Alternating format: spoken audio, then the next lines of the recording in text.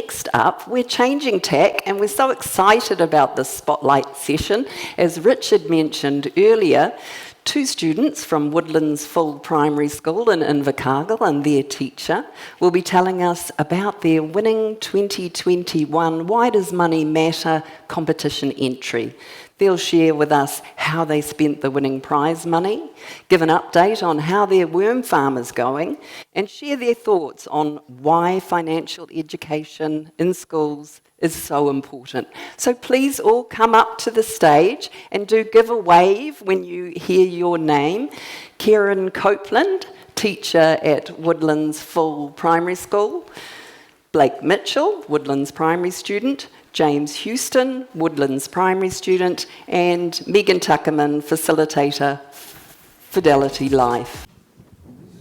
Hi everyone. I'm Megan Tuckerman, and I'm the co-chair of the Consumer Engagement Committee here for the FSC.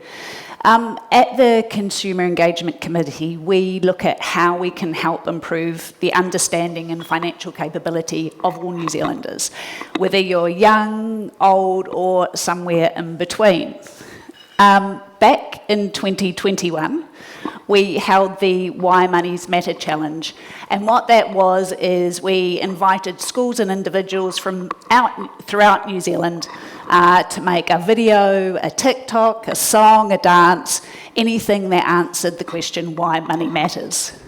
I'm super delighted here today to have with me Woodlands Primary School, and we've got Blake, in case you missed it. Blake, wave. Big wave. James, and Karen, who is the wonderful teacher who facilitated it all. Woodlands Primary, if you don't know, is a long way away. They came all the way today from Invercargill, so this is a big trip for them, and we're really lucky to have them. We'll start by sharing their winning video where they won the years 1 to 4 category.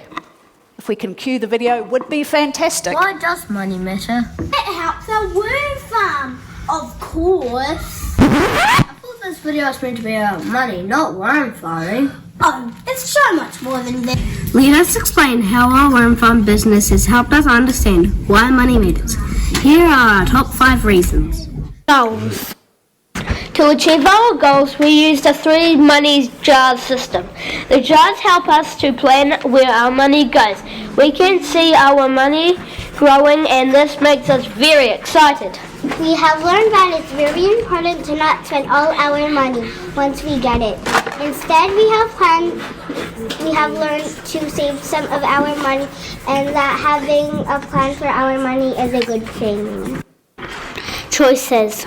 Life is all about choices, so it's important to know the difference between a need and a want.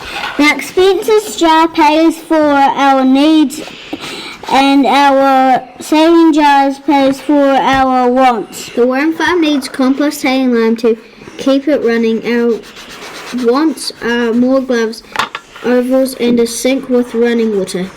Work hard. Money doesn't actually grow on trees.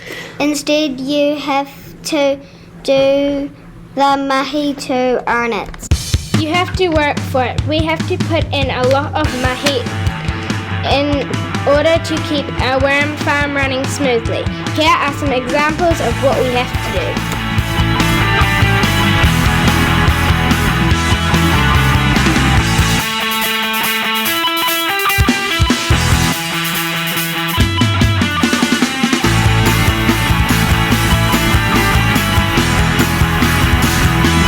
Charity. Our favourite jar might just be the give jar. We have decided to save some money from each litre of worm pea sold. We are going to donate our money to the SPCA. It's important to help give back to our local community and support people who need it the most. We are looking forward to the end of the year when we get to visit the SPCA. We are aiming to have at least $200 in our gift jar to donate. Lifelong skill. Money is something that we will have to use for our lifetime, so best to start young. By learning about money, we will be able to use what we have learned now to help us when we are older. Some of us have even started our own businesses at home, like buying and selling calves, selling eggs, pine cones and cleaning. So that's our top 5 reasons why money matters.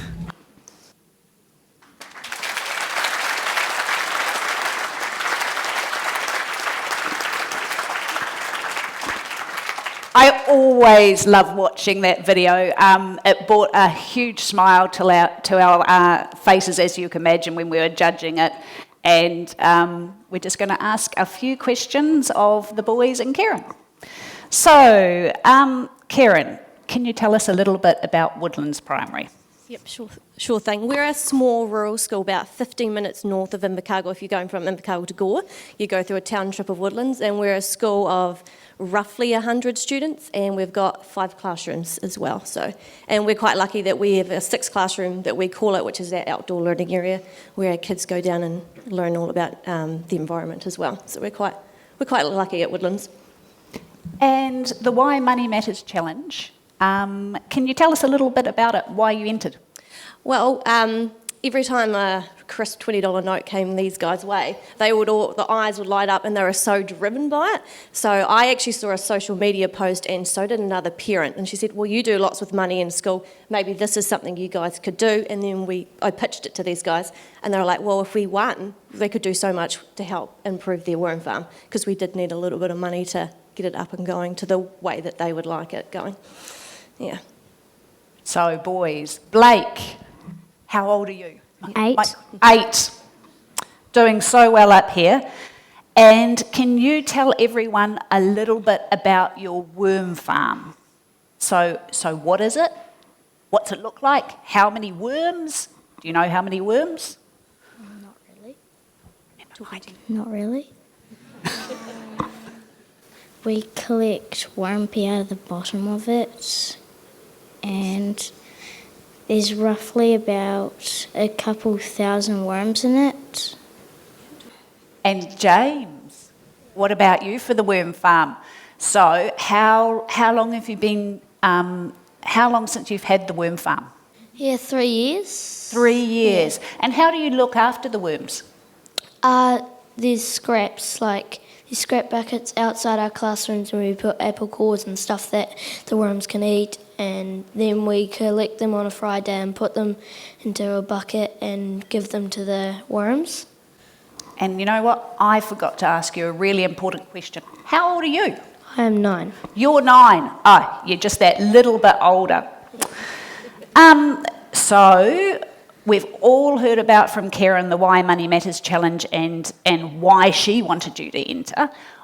What did you think was really cool about the challenge? Probably waiting to see if we won or not, or making the video. Did you like making the video? Yeah. Was it heaps of fun? Yep. Yeah. Karen, let's go back to you. Mm-hmm. What was the process involved? How did you get the kids involved in making the video? What did you do? Yeah, it was pretty easy when I pitched it to them. They all wanted to be involved because they are all involved in the worm farm, so we didn't want to leave anyone out. We always say that we're like a little whānau.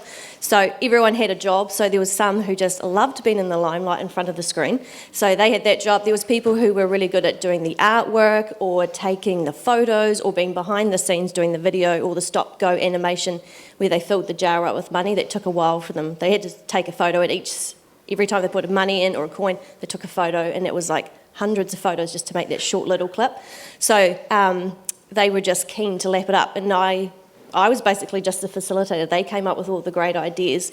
We brainstormed why does money matter, and we came up with those 5 common themes that the boys showed you in the video. So that kind of drove our way that we were going to put the video together, really.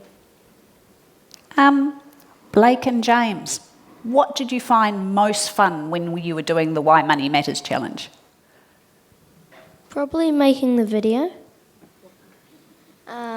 Like collecting worm pee and locking the worm farm up and... Collecting the worm pee? Yeah. How do you collect worm pee? There's a tap at the bottom of the worm farm, and the worm pee goes through, and we collect milk bottles, and the worm poo goes in there. And I know from watching the video, what do you do with the worm pee afterwards? Does it just sit there? Do you do something with it? We sell it. You sell it. Now, how much does a bottle of worm pee? $5 a litre. $5 a litre. And who buys it? Anyone really? Anyone. So, is that the local community around Woodlands Primary? Is everyone buying worm pee? Yeah. Yeah. We did have one lovely reliever. She's part of a gardening group, so she put it out on her gardening Facebook group, and we sold heaps that way. So she was really good. $50. Yeah, we got about $50 at once, so they were quite stoked. Joy of advertising. Yeah. Karen, so how important is financial education in schools? I think it's hugely important because there's only really two places they can learn. It's either school or at home. So when we've done it in class, the kids would actually go home and they started up their own little businesses, and what they'd learnt at school they were trying to do at home as well. So like James, I know, collects eggs and sells them, and then Blake is doing things with raising calves on his farm as well, and another girl in our class started up a swede stall, so a pretty common thing in Southland, so to buy just a swede off the side of the road. And there was another boy bagging up pine cones and kindling and selling them, so they all just took this on and took it home with them, which was really cool. Blake and James, you won $2,000, which is pretty cool. So what have you done with your $2,000? Did you put it away? Did you go on a massive spending spree? What have you done with it? We brought a shed that has an overhang with spouting and Shelving. Shelving in it, yep. And spouting. And spouting. For lime and compost, and a worm pee, so it's not in our classroom because it's staying our classroom out.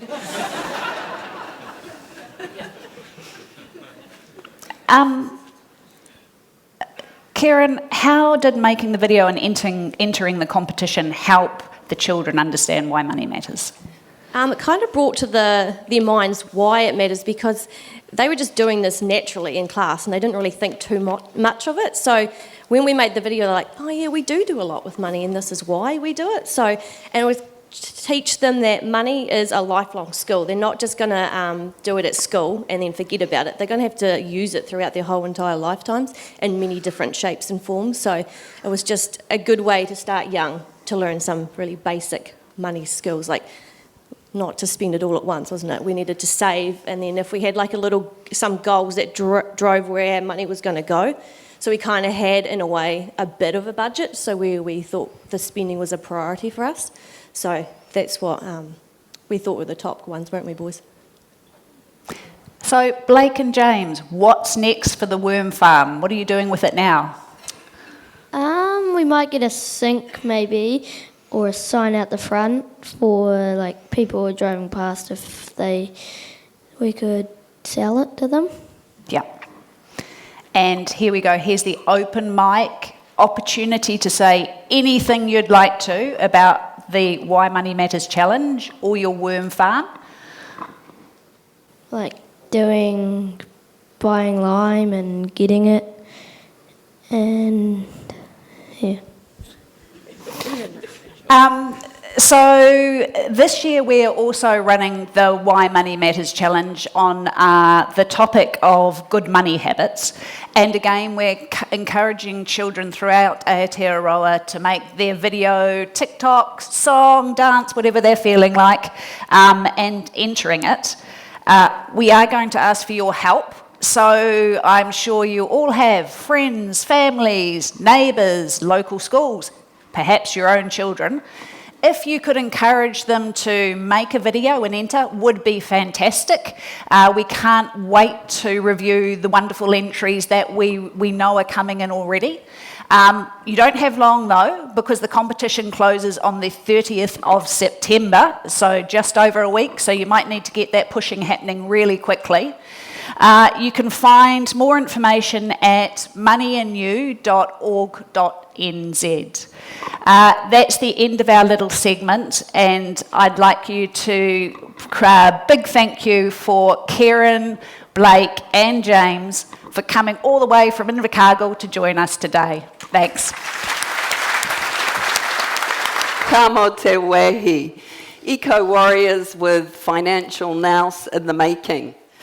It feels like to really successfully embed financial education in schools, teachers will really need a lot of support to be able to do justice to it in what is an already crowded curriculum. And there'll be more about that in the first investment stream breakout today. So if anyone is in the market for Woodlands worm pea, we can hook you up. David, how was financial education in your schooling? Yeah, it certainly didn't involve trying to develop a commercial worm farm and monetize worm pea, but it's going to take me a while to get my head around that sort of concept. But that was fascinating, and I guess shows how far we have gone, I think. I'm old enough to be of the vintage where my financial literacy at school involved a little post office savings bank booklet, and every week you'd come along and you'd chip in your 10 cents or 20 cents and you'd see your entries slowly accumulating, and that was sort of about the sum of it, of how schooling sort of encouraged a knowledge of savings or encouraged savings. So for me, I was able to then cash that up. I think by the time I finished school and was cashed it up to go to university, I must have saved there was about $100 in there, and that did cover my first year's university fees, so it was all worth it, right?